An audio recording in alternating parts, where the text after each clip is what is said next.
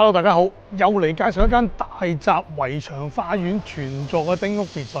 咁呢一間屋咧，嗰個特色咧就係咩咧？佢位於呢一個村裏邊咧最高嘅位置。如果喺龍蝦灣、相思灣嚟講咧，差唔多冇人再高得過佢噶啦。咁啊，頭先你見到個花園可以泊車入嚟，可以泊好多架車啦。最靚係咩啊？呢個景。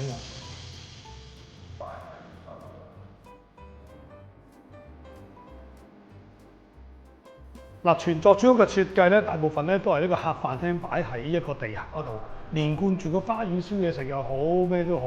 咁我哋亦都有一個好靚嘅 open kitchen 咧，去連接埋個飯廳，令到成個飯廳同埋廚房咧有一個好似一個裝修咁嘅。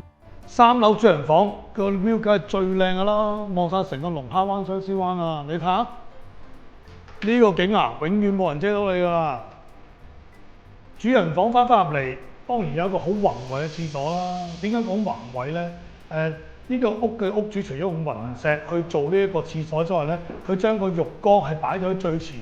呢個浴缸真係沖涼，只有你望到人哋望唔到你㗎。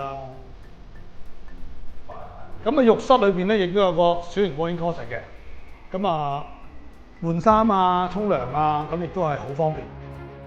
上到嚟天台咧，主人做咗一個全玻璃通透嘅 gym room，你可以擺啲器材喺度做先。